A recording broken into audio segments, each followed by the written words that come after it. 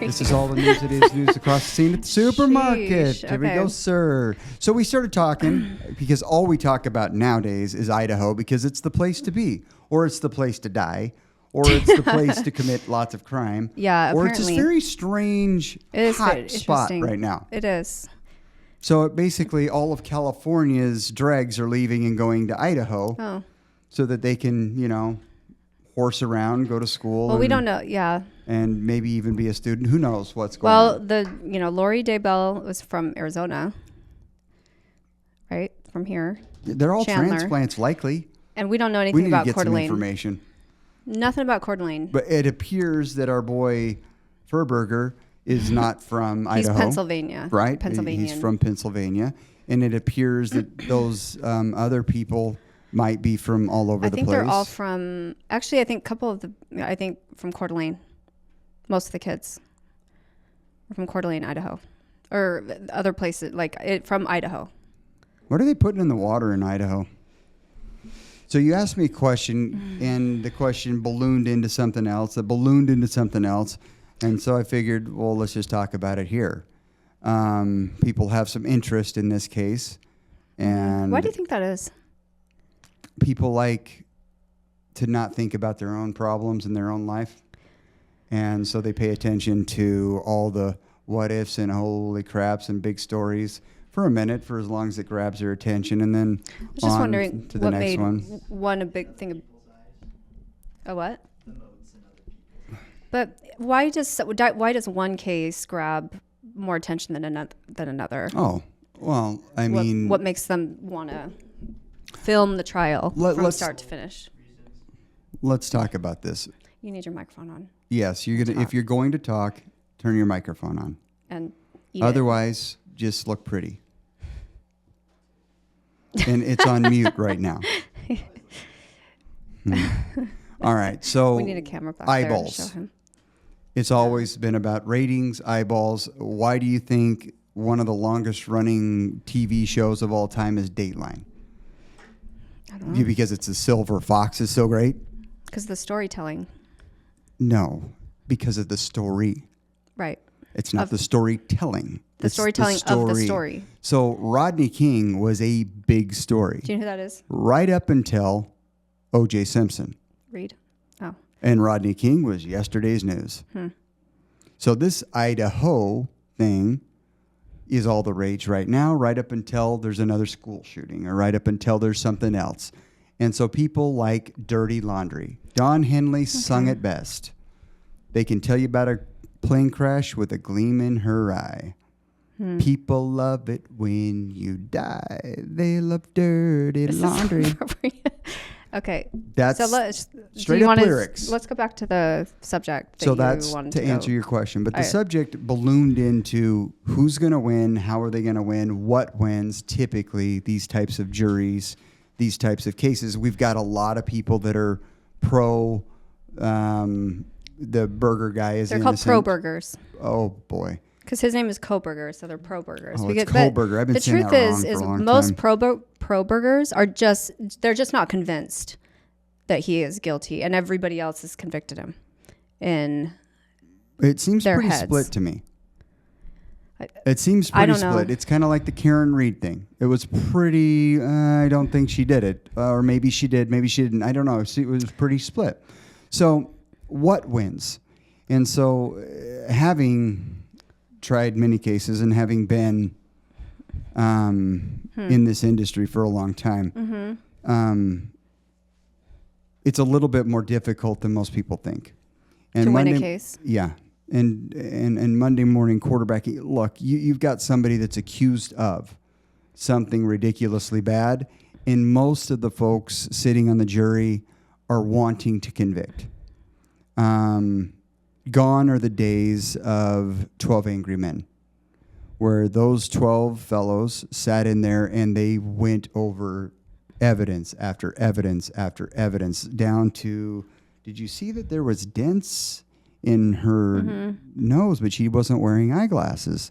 I mean, they were making their own observations and bringing that into the jury room to deliberate. Fantastic movie for anybody that hasn't seen it. It's the way justice should be. I feel like there's still a lot of juries that way. For instance, the first and second juries of Karen Reed. Well, that did think for themselves, despite... I almost feel bad for the first one because they were right there, same place as the second one. But they're not getting very good instruction, nor did the defense attorney or the state in this one even bring up much at all about the OIU or OUI or whatever they call that, operating under influence, the DUI piece. And so everybody remained kind of confused. Yeah. Because there's this DUI lingering. Well, what do we do with this? Well, what do we do with this? And it threw off the scent. And, and they'd already decided and they had to try it again. And that cost Miss Reed a lot of money, time, and fear. Fear. Sweating. Just sweating it out. Here you got Kohberger that's sitting in jail. Yes. I mean, he's wearing the orange. And so right now it's kind of like they're trying to, I mean, this has been a long case to unfold, a lot of moving parts. And so what wins in a trial in general is a jury needs to understand, needs to hear, much like you like to watch Dateline, and I could care less. I like to listen. Most people like to listen and or want to hear a story. So that's very important, to have a very smooth and very received story. Okay? Something that doesn't sound like BS. Okay? And then, because you're going to get lost in the weeds before you could say Bob's your uncle, the moment you start talking about alleles and strands of DNA and this and that and this glove that wasn't tested here and this over here and this over here, shiny lure, shiny lure, shiny lure. But the state has the burden to prove beyond all reasonable doubt that Kohberger is guilty. Is the one. So as a defense-minded individual, I keep handing the state as much rope as I can give them, so they can confuse the holy hell out of the jury, because they will do it. It's human nature. You got to get it all out. And we have this information, and we have this, and we have this cell phone tower, and we have this, and it's pinging over here, and it's pinging over here, and it's pinging over here. And you want to take what hills are worth dying on as a defense person, and you want to die on those hills. You want to bring those up. Well, let's talk about that car. Let's talk about that cell phone tower. Let's go very nice, orderly, tidy, and tie it all together for them to where they're really thinking for themselves. You want to get them engaged like you get engaged in Dateline. It's no different. You might think I'm trying to be funny. I'm not. No. It's literally you get engaged in Dateline. I could care less. But you're the jury. I'm the one thinking, what was going on here? What was going on over here in the corner? What was going on? That's unfortunately, I've been jacked up. That's what you do for a living. So yeah, you can get jacked up and get a little too far onto it jaded. And so it takes coconuts the size of Texas, literally, to have that fortitude, to let things go, because that's not a hill you're going to die on. So you have to have a plan. And every plan is tailored to how the evidence is being presented, who the prosecutor is, and what their personality is like, and how they present things. And so you tailor your defense to, all right, what's going to get my juror number 1, 3, 4? Who do I have paying attention? Who's taking notes? Who's on the edge of their seat? Who looks interested? Who's fallen asleep? Who's bored? Who's glazed over? Who's already got them convicted? Their body language will tell you everything you need to know and who you need to be talking to. So if a jury needs all 12 to convict? No, we found that out with Karen Reed. A conviction has to be unanimous. It can't be 11 to 1. Yeah, that's what I'm saying. They need all 12 or all. They have to win all the swing states. All the swing states. All the swing states. But one holdout what would that do? Hang a jury, or would that would hang a jury? Yep. So they unanimously decide Convict, or they unanimously not acquit. guilty. Acquit. Okay. They unanimously acquit, or they unanimously convict. Anything short of that is a hung trial. Got it. Okay, and so that's an interesting breed of cat. And so you're really looking for those jurors that are paying attention, and you want to connect with them. Mm-hmm. And you want to tell the story that makes them start to think and really look at this evidence. Mm-hmm. Is this something that is real? Can I feel it? Can I hang my hat on it? Or do I have a little bit of doubt in that? And then they got to kind of understand that little bit of doubt is all they need. So you have that job to also, and that sounds... If you have doubt, you have to go with not guilty if kind of thing. If the glove don't quit, if the glove don't fit, you must acquit. They made it very simple for that jury to understand doubt. Yeah. By a little slogan. Right. They put a slogan in there. So juries oftentimes don't understand doubt very well. Mm. Well, I'm pretty sure I ain't going to cut it. Mm. I'm pretty sure. We talked about a case that I had a long time ago. And it was a very, very popular, and I don't know if we've talked about it on a pod or not. It was a very, very popular prosecutor that used, I'm in opening. Yes. And 99.9% of the time, you're just trying not to bore the jury in opening, period, end of story. And you just want to it's like an intro, you get to know each other. But this fella, smooth as silk, writes the books and all sorts of stuff. I mean, he's big time, and I'm this nobody. And I just barely been practicing, and I was scared to be in that trial. Yeah. And it was a murder trial, and it was a big deal. And this guy went ape. And frankly, it's a murder trial. I mean, it should have taken it very seriously, because I was taking it very seriously. But as he went on and on and on, and the first 5-7 minutes, he used the word if a fair amount of times. And I'm like, if is weird. And so I just started marking down on a piece of paper, because I've got my Ticonderoga number 2, literally, and I've got my steno notepad, and I was like, every time he used the word if, I just make a mark. And so in my opening, he took 1 hour and 42 minutes. I'll never forget it. And I took about 2.5 minutes. And I said, well, with all due respect, and however it went down, I just said something like, well, you said it's interesting that the word if was just used in 1 hour and 42 minutes. And I started keeping count somewhere around the 7.5 minute mark, 38 times. And if my aunt had balls, she'd be my uncle. The jury remembered that.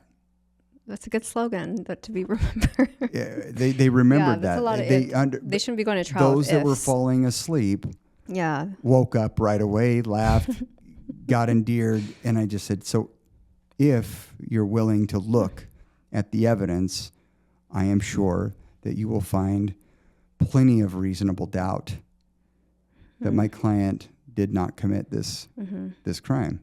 Yeah. And I appreciate your time in sifting through that evidence and listening to it in earnest. Thank you. Boom, sat down. So, and it pissed the other side off to where they almost doubled down on everything. They got a little bit more aggressive. Anyway, the ending of that particular trial was fun, but we were victorious. We should have been. Yeah, because the evidence. It was a poorly investigated case. And so there was a lot of moving parts, much like there is here with Kohberger. A lot of moving parts, but it's the attorney that so the state can do this too. The state can, look, it's death by 1,000 cuts. And so they can be very, very precise, orderly, and make sure their story flows. Okay? And so from what I've heard from some of these things kicking around a little bit, it's pretty convoluted. Yeah. And it sounds to me, now we're not in trial right now. We don't have a start. We don't have the gun to go and bang and everybody, all the And we don't know. Well, more evidence will come out, right? At this stage, do you think? It's really hard. There's been a gag order on a lot. We may learn some things that we didn't know because of that, but because of that specifically. But that's yet to be seen. Is it possible they have a murder weapon that they haven't shared that they have it, kind of thing? I don't know. There's been a lot of motion to seal, all the witness lists, you know. Well, that's not that abnormal. And evidence, a lot of evidence. Which where the state's going to have a hard time is keeping that continuity, because they have a bunch of victims that want to be heard. They have a bunch of people that want to speak, and more is not better. Okay, more is better. You already have this guy cooked in the mind of those 12 before they sit down. Because of the media? No. Then no, why? Because of human nature. They think you're guilty. If you're accused. Trial. Yeah, human nature. It's not you're innocent until somebody proves you guilty. It's the other way around. It's not his job. It's a good pipe dream, and it's what we strive for. But people are people. It's a good ideal, yeah. People are people, and they're going to judge. They're going to not see the better foot forward. They're going to judge 10 out of 10 times. Most of the time, not 10 out of 10, but most of the time they're going to judge, and they're usually... Most of the time it's right, correct? Most of the time it's correct. So I have another question. A couple things. Karen Reed, when it first went to trial the first time, it was a she's guilty. It was like a likely she's guilty, but evidence was coming out, and the cover-up didn't make sense you're like, oh, of course, it's a cover-up kind of thing that she was claiming. But then the evidence was showing that, and it's like it became, through the trial, that became really obvious, like the pictures of the dog bite, stuff like that. That came out in trial. You know what I mean? The evidence of his iPhone or his Apple Watch information, stuff like that. And so people during the trial started to shift over. Public really, like the media was also filming that doing for some reason. Exactly what the jury should have been doing, is kind of moving with the jury. Yeah. If that makes sense. Yes. I mean, they were surprised they even brought it a second trial, because it was so obvious. They've got Boston. They've got three law departments, or not law enforcement departments to protect, and an ego the size of Texas. So city, state, and federal agencies. So my question is, do you think that the culmination of this trial and the ending of this trial just ended, and then his is going to start in a month and a half? Do you think people are more open to law enforcement cutting corners? I don't think it matters, because maybe not that they framed him, but that they're willing to kind of overextend. They've already. I don't think it matters. You think have 12 people on the jury that matter. So if you're pitching in the World Series, okay. But what I'm asking is, those jurors, are they more open, do you think? No. To law enforcement? They're still making jurors. Mistakes. They're still subject to voir dire. They still are likely not going to know much about this case, if anything at all. And they're still people. So you're a pitcher in the World Series, and let's just say you're a really good one. The only person in that stadium that matters to you is the dude with the mask behind the dude with the mask. Is it a tight strike zone? Is it a wide strike zone? Is it a tall strike zone, or is it a short strike zone? That person matters to you only. Interesting. Okay? This jury is that umpire. Yeah, and you don't know how wide their strike zone's going to be. You don't know what their tall. strike zone is, where it's at. And so you have to tailor. You'll find out on the fly. There's got to be a little bit of that. You can be pretty prepared, and then there's the adjustments, the in-game adjustments that you got to make. So you think the evidence is important, but the presentation is almost more effective. Like if the state has more facts but is sloppy in their presentation, or do you think that matters? Well, there's the old adage that you learn somewhere along the way. If you have the facts, argue the facts. If you have policy, argue policy. If you have nothing, argue like hell. Mm-hmm. Okay? So the state has the burden, and they prosecution oftentimes gets a little bit overzealous. It's gets pretty aggressive sometimes. Mm-hmm. And you could hear that in this prosecutor's voice. She's pretty choppy. Yeah. And so there's some nerves going on. I don't know why. This gal doesn't really have an assertive vibe to her. Mm-hmm. And so... She rubbed the judge wrong, but he still ruled in their favor. I don't think there was anything that would have changed the judge's opinion on which way this was going to go. Mm. This has been going on a long period of time. This was a get your ass together both sides type thing. But then again, a more assertive, cocksure female is offensive sometimes. Sure. To some people. Yeah. And so I feel like the defense had a pretty good mix of these things. Pretty good. I felt like she did a good job of communicating, and her tone and things of that nature wouldn't be an annoying thing for a long trial. And so that these human factors do mix in. Mm-hmm. What you really want is to engage with the jury. You want them to be engaged with your story. Mm-hmm. Okay? If you're the defense, you want them engaged with doubt. And get familiar with doubt and understand doubt and understand that, they're starting to feel doubt. That's your job. Do you want them engaged with him too, personally? Not necessarily. On a personal level? Not necessarily. Just with doubt. You want them second guessing some evidence. This witness looks a little bit this way. This witness kind of got shifty. This witness doubt. You want to, and that's a game time. That's during the game maneuver. If you are the prosecution, you're looking at securing a conviction, and you want to convey confidence. Mm-hmm. You want to convey that this is the guy, and you want to not ruin what you have. So you don't want, you know what I mean? You already have him convicted second 0. He's convicted. Mm-hmm. If they were going to go deliberate the minute they were called as a jury and without hearing one thing, they'd find him guilty. Not hearing one thing. Just because he's on trial. Yeah. So you don't want to mess that up. But you can talk to a lot of prosecutors. That's easier said than done. They could mess it up. Yeah, they can trip on their own feet, and you don't want to do that. But you also don't want to play tight. Mm-hmm. You do not want to play tight. So you got to play a little bit loose and fast. Yeah. And roll with that, and be the first one to notice that. And to rehabilitate as quickly as possible. And sometimes know when to hold them, know when to fold them. Sometimes know when to come back. Might not be right away. Seems too defensive. Might be, but I'm going to have to cover that at some point. Mm-hmm. All right? And so that's just there in your little ledger of things to deal with.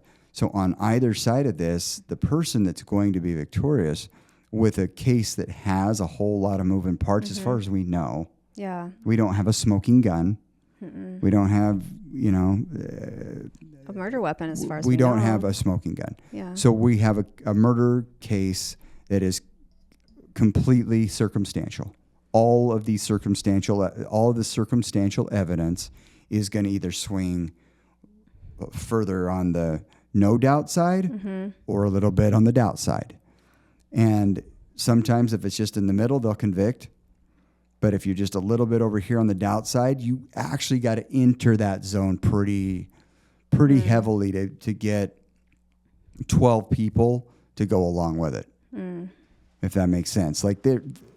So juror number 7, juror number 4, juror number 5, and 9. These guys, these are the ones that you're looking at that have the doubt. That's starting to really culminate and starting to grow. You need them to get converts.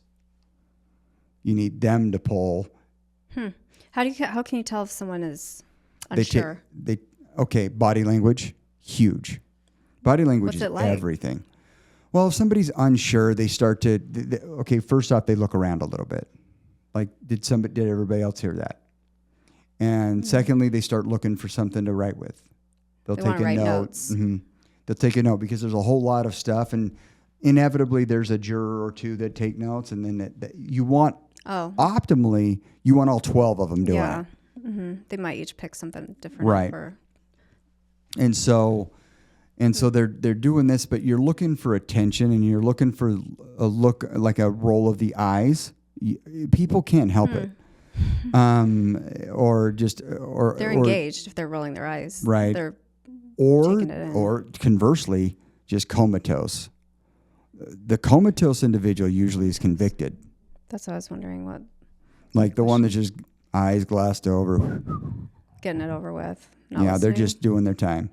And so optimally you want to get them engaged somehow, some way. And so you're trying to create doubt, and you're not just trying to create a little bit. You need them to really enter into the doubt zone. And you need certain converts to be converting their fellow jurors, because you don't really want to hang a trial. You might as well win it. Right. Acquit them. So, but the flip side of that, the other tightrope to walk is the prosecution side, where they don't want to lose the momentum they start with.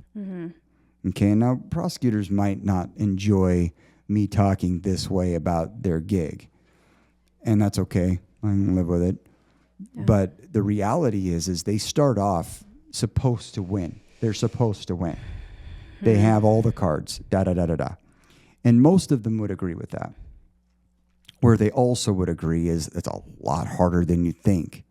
Because when the bigger you are, the harder you fall.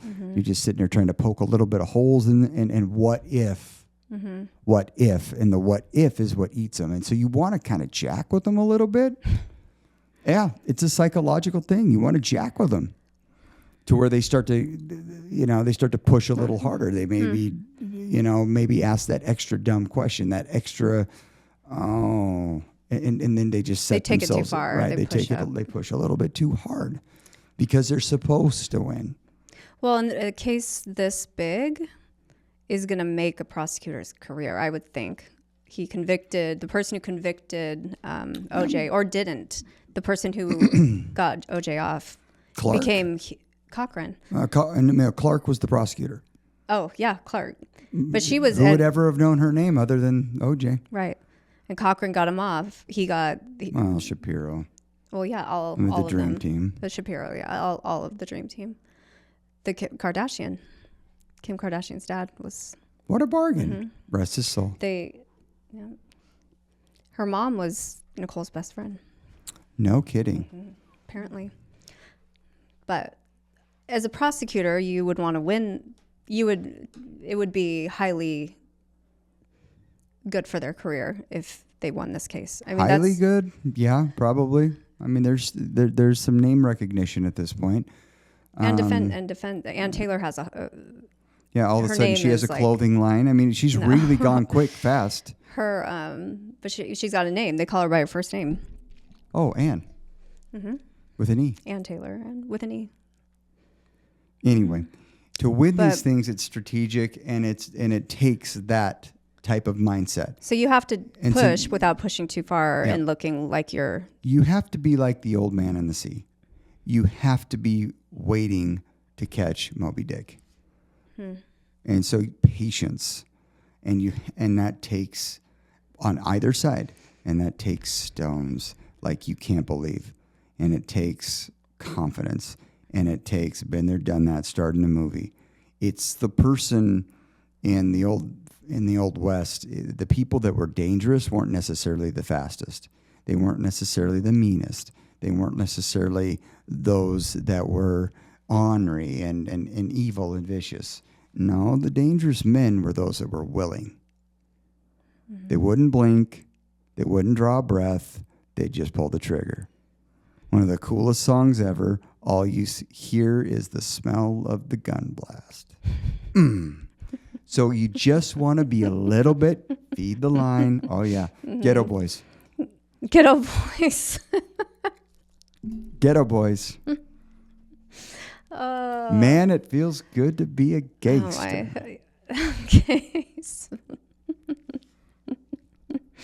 All you hear is the smell. But the facts should blast. just speak for themselves, right? I mean, if there should be confidence just because it's not really about you. What are you talking about? You've got half the country that thinks nothing Donald Trump does is wrong.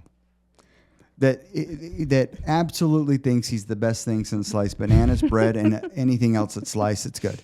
Mm-hmm. And then you have the other half the country that spin like crazy. Both sides are doing the same thing. Yeah. So that's a jury.